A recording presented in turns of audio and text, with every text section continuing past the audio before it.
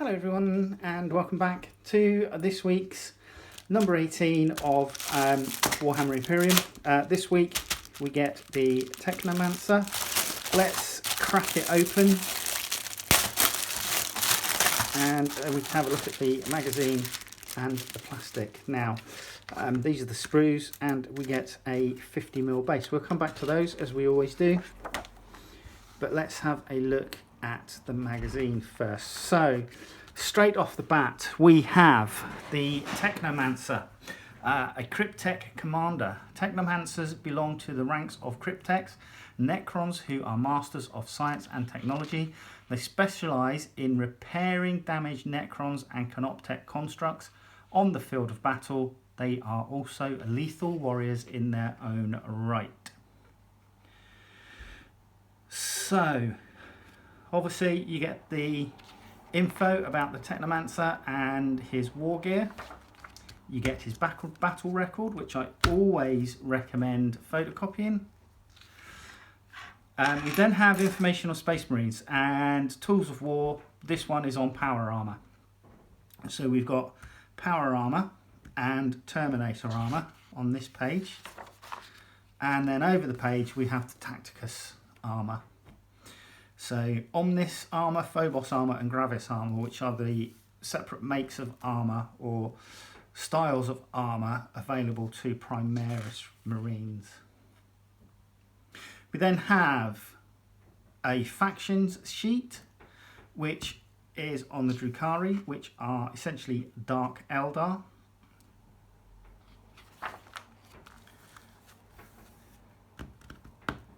We then have a short story called March of the Machines. In the Pariah Nexus, many worlds have been scoured of life by Necrons. Deep in the ruins of an Imperial Forge world, the armies of the Adeptus Mechanicus attempt to recover valuable weapons, technology and equipment before it's discovered and destroyed by the Necron foe. Excuse me. So this seems to be a story lining up the fact that in issues 21 and 22 you will get some Skitarii, some Adeptus Mechanicus Skitarii. We then come on to how to build the Technomancer. Now I'm looking at this. We have a spider-like construct which has 6 legs.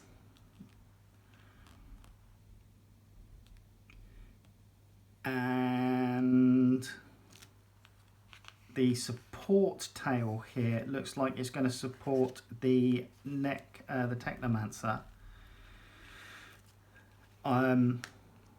in his sort of like elevated position. Now looking at this, I am going to turn around and say build your Technomancer up to stage 5. So 4 and 5 are building your Technomancer. And then stage 6 is adding in his, what appears to be his hood and cloak, which is kind of attached to this tail spine thing which comes up from the spider construct. I would say leave that as one subassembly and leave your Technomancer as a subassembly. Paint them separately and then once you've painted them, join them together. Okay? Otherwise it's going to be difficult to get into some hard to reach areas behind where the Technomancer is attached to his cloak. That's the way I'm going to do it. Obviously if you don't want to do it that way you don't have to, but that's the way I'm going to do it. You've then got how to paint with the usual, with obviously the Rune Lord brass, Abaddon black, Lead Belcher, Corax white is going down for the stones, and then you're putting a brown shade over the top. We then have the playthrough, which is hunting the Technomancer. So the mission briefings. The Space Marines have isolated a Necron Technomancer and moved in for the kill. The android scientist will not be an easy target, however. Drawn by the din of battle are a trio of Scorpek destroyers and desperate to eliminate their Space Marine foes. So the Necron Technomancer must escape the ambush Their repair complex violated and sabotaged by the Space Marines, because let's face it, Space Marines are just bloody-minded vandals. Necron forces on Megaria have begun an all-out assault on the moon's surface with the intention of destroying the Space Marine invaders and forcing them to retreat.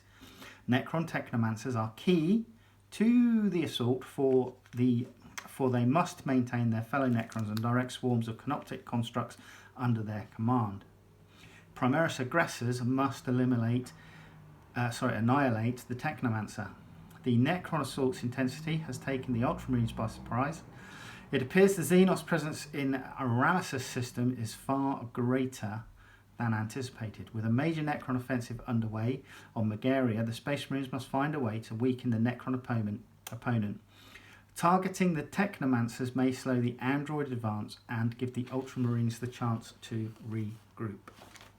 So we have stat lines for the Primaris Lieutenant and the Technomancer, and the setup is on the large battle mat, and crates and barrels and containers are in use in this game. So we then have the playthrough.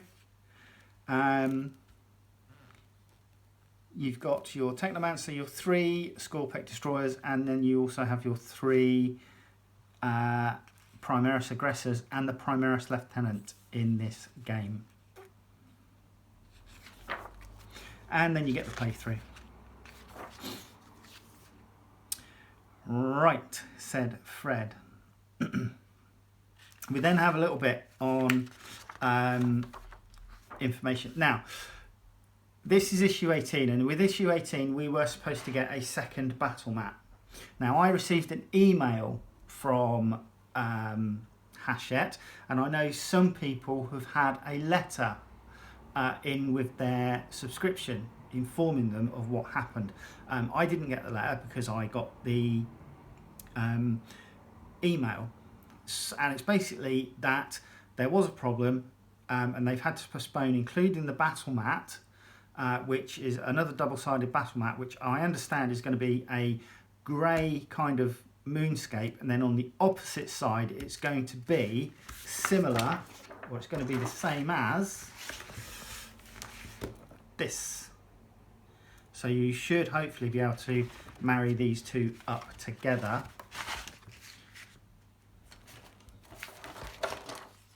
To expand the battle mat. Now, they've apologised that they haven't been able to include the battle mat with issue 18 as they planned, but they are going to get it included by issue 21, so that it's ready for us to play on in new battles going forward. So there you go, that's what's happened. But hey, such is life, I suppose. It's not the first time that they've fudged something, and I'm sure it won't be the last, but hopefully there won't be too many. Now, obviously, I've previously said that we get the final Munitorum container sprue, and then in 20 we get some Corn Red and Troll Slayer Orange. More paints. I'll bring you down. Right, so 50mm base, we know what they look like. So we have 2 small sprues, and this one is mainly parts for our spider construct that the Overlord, that the Technomancer is travelling on. And yeah, you get 6 legs, so you've got 4 on this one and then 2 separate on this one. The Technomancer looks really good, actually. I do like this rear carapace and cloak that's going on, that's quite nice. And then obviously we've got his Staff of Light, as it was called in the magazine, which is nicely detailed. I do think that keeping it into 2 sub-assemblies is the way forward with this particular build. So build your spider and attach the cloak onto the spine, and then build your Technomancer and keep him separate. And I think that will make it a lot easier for building. This particular sculpt is 2017. So yeah, there you go. Come back and we're building. Done all my parts ready. First thing I'm going to do is glue on the base, which ideally you want in that kind of position. The reason being is that this slides into there, and then obviously the rest of the model sits on that and this. So that would be the direction that it needs to face in. So I shall glue that in place now so it has a chance to go off.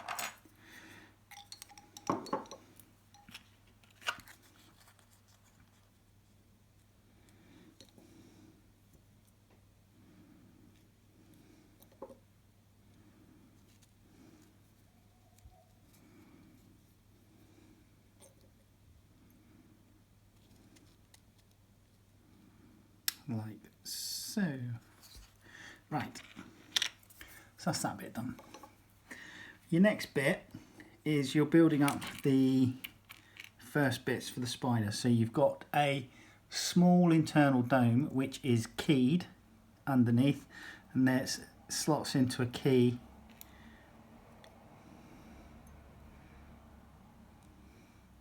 in the centre bit there.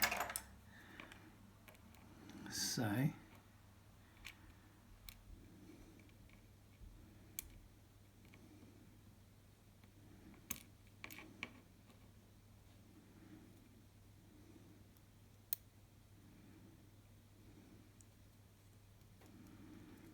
make sure you have that the right way around.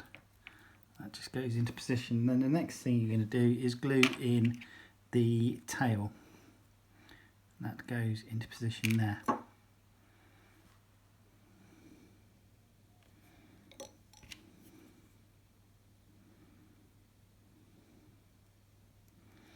And just showing you on the base, that's how it's going to be positioned. Okay. So the next thing it says to go on is this upper ring assembly, and you need to, there's a piece on the back of the ring and that goes towards the tail.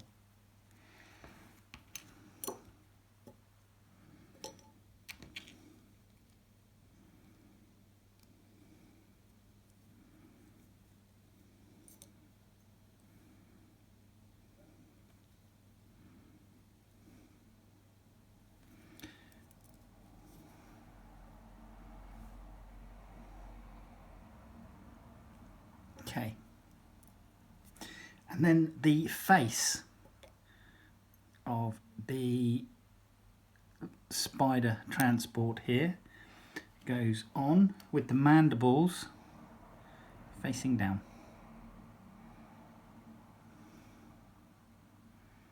Okay, so he looks like that. Right, the next thing is the legs. So you have 2 legs numbered number 8, 4 legs numbered number 7. And the way this is going to work is you're going to have 8, 8, 7, 7, 7, 7. Okay, so when you flip that over,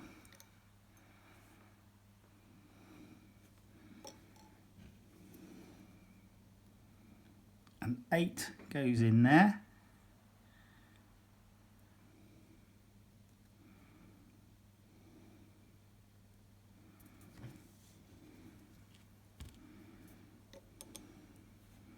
And then an 8 goes into this one.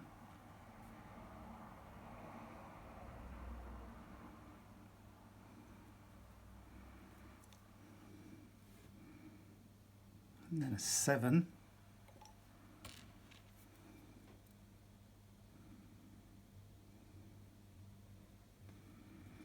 And then on this opposite side, they're all 7s.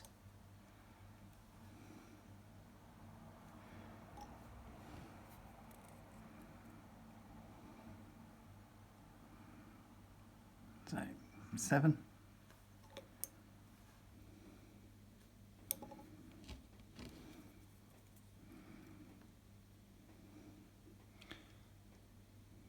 And a 7.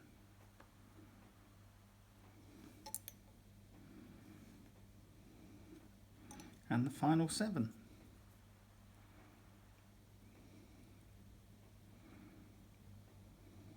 And that's how that looks. So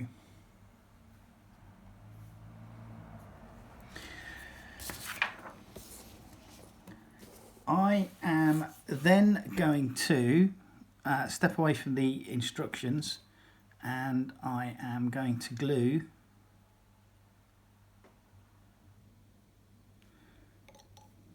this carapace on and scaled cloak. And then I'm going to glue it into its base.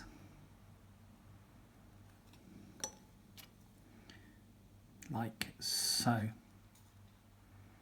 And this is essentially the first sub-assembly that I've done for this particular mini, simply because I feel that it's going to be easier to get in there and paint without having this guy obscuring detail that you want to get to.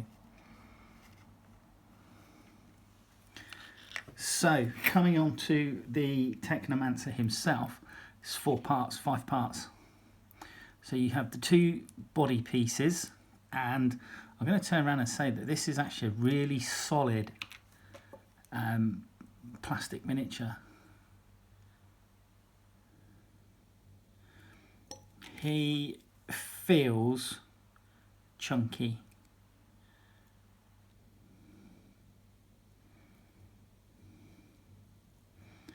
That, you know, he's not. Some of the Necron warriors and that, when you build them, they feel flimsy, if you know what I mean. Now I'm going to pop his head in, which will, because of keying, will go in and sit in one direction only. Now this is a little bit trickier because the keying, although there is some keying, it's not firm. So you kind of have to feel for what you think is best.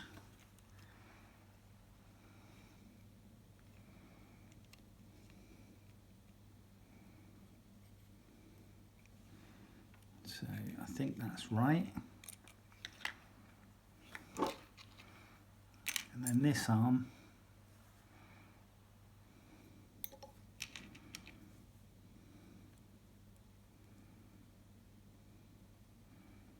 goes in like so.